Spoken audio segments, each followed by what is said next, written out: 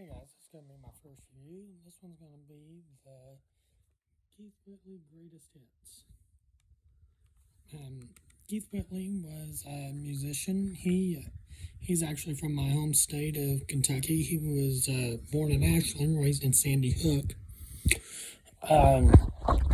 He took and toured with, he was with the Ralph Stanley and Clinch Mountain Boys, stuff like them groups. He played bluegrass for good 10 years or so. And in the 80s, he went to Nashville and he started doing country music. And he didn't live that long. As he started rising to the top in 89, May 9th, actually. Very popular date in country music history, actually. He took and passed away after a battle with alcoholism. And the references differ, 33 to 34 years old. He only released 2 albums before he died. He had a total of like 3 or 4. This was his greatest hits one. This one actually was released in 1990. It actually ended up going platinum. It had many, many buys on it. One of his most popular ones. It has a picture of him holding the guitar. Back here it has all of his hits. There we go. All of his hits. It's hard to see it. And yeah, it's pretty good. He had some pretty good music actually going. Yeah, he had some pretty good music. He wrote some good music. He had some duets with Lori Morgan, which was his wife.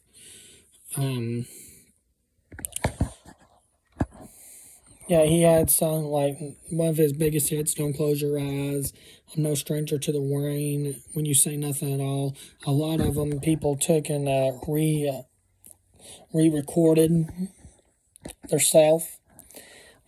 Yeah, this one was a really good one. This was actually one of his first albums I got. The disc here is pretty plain. It has RCA, which was RCA Records at the time. It was very popular in Nashville. Yeah, pretty plain disc. It has greatest hits, Keith Whitley, and all of his greatest hits on there. It has 11 of them.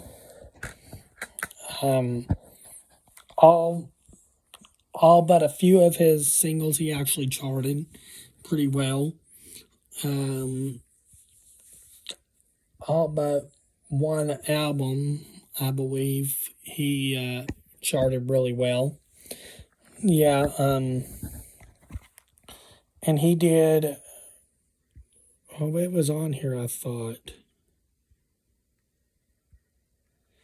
No, it's not. My bad. And he did do a duet with Earl Thomas Conley. You'll see that one later. Yeah, it's pretty good. I actually recommend buying this. If you're a country fan, I'd recommend buying this one. This was in my opinion, what real country music was.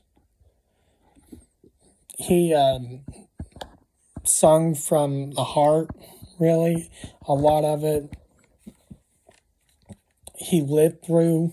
A lot of his songs was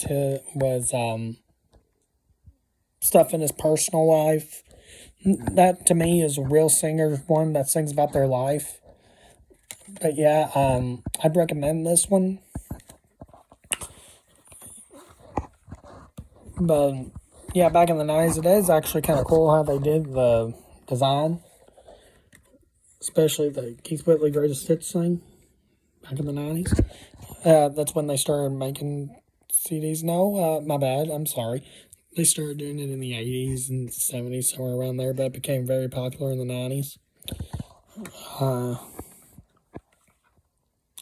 Yeah, if you ever find this one, they've actually stopped selling these almost now in stores, and surprisingly, they've gone back to records, which I find odd. But yeah, if you ever find this one, I recommend, if you're a country fan, I would recommend buying this and listening to it. He's a real good singer, very talented.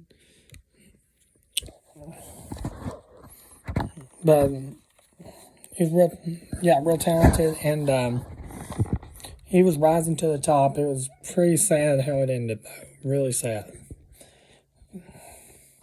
Yeah. You ever see this one? Take him by it sometime.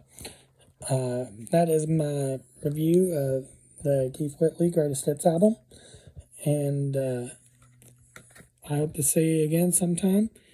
And there'll be more reviews coming up. And have a good one.